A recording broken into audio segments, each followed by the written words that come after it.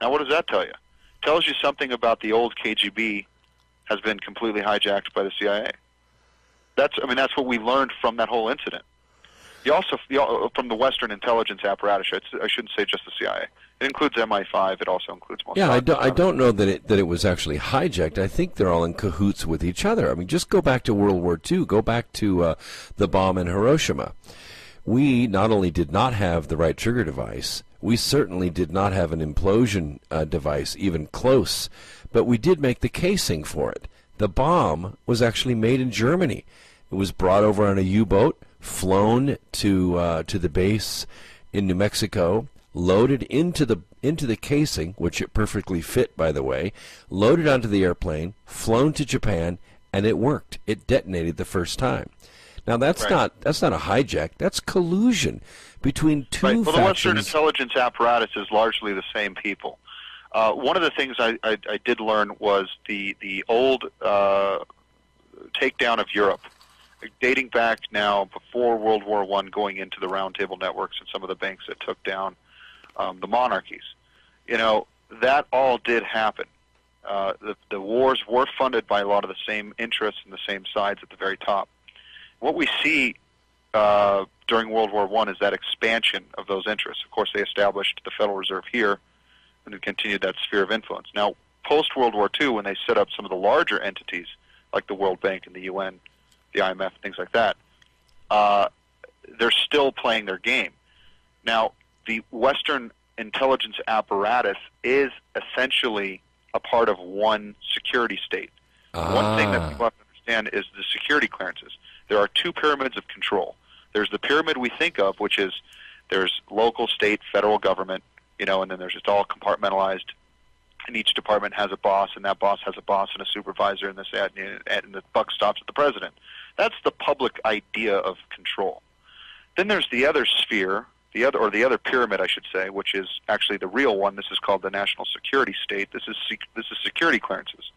Security clearances are issued to people involved in military operations. And in a country like ours, where we have private sector doing high-level, top-secret stuff, they have to be given security clearances, including agents on the ground. Contract agents in the CIA or NSA are technically in the forefront. Now, you could be working for the naval intelligence, or you could be working for the CIA, or you could be working for any military intelligence. You could be working for anyone. But your security clearance is actually what matters. It doesn't matter which branch of the military you are, or even if you're CIA or NSA. What matters is the people deciding that's the operation that they're going to use you on have a higher security clearance, and they know everyone with the lower security clearances. They have access to you. So it's no longer compartmentalized by different military branches. And these security clearances, by the way, go higher than the president. They go higher than the nation. Banks and big corporations do have security clearances. Now, these people can pull security clearances from now different countries. Someone from MI5 can be pulled, Mossad and also CIA can be pulled in a joint operation. That doesn't mean that these agencies are together. They're still separate compartmentalizations. But the security clearances allow anybody with a high enough access to pull anyone they want from below the pyramid. Now, the Western establishment is one general empire, one interest, one general group of fighting interests, but they share in their empire. And that's kind of what you have. Post-World War II, in the establishment of the Cold War, I mean, we all know communism was funded from its inception in Wall Street, also from the financial district in London. When they pulled the rug on communism in the late 80s, of course it collapsed. The whole funding mechanism behind it was dead. And then you saw Berezovsky. Berezovsky comes into Russia, largely turns the economy over into a capitalist system, and brings Vladimir Putin to power, ex-KGB. Now, a lot of these old Cold War echoes come to light in the 90s. That's where you get Osama bin Laden. That's where you get a lot of people who are ex-assets from this Cold War. It's not uncommon. Now, what we're facing with today is a very small resistance to the final phases, which I believe is going to be countries like Iran, maybe Syria, Cuba. These are countries that are truly ones that are really not on board.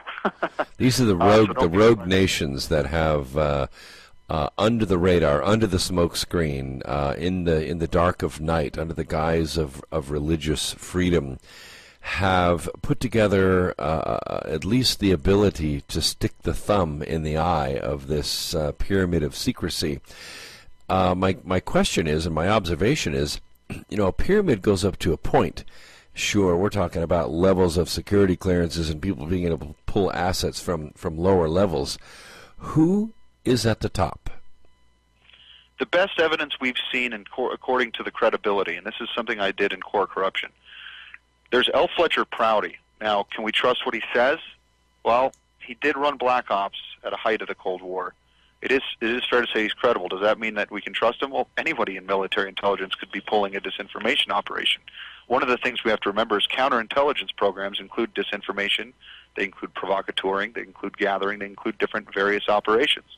And so anyone who previously worked for the military is suspect as a potential operative. Whether they're active or not is irrelevant. If you've ever worked for the company, you always work for the company. Anyone who studied the CIA knows this. And that's very much the same with the NSA and some of the others.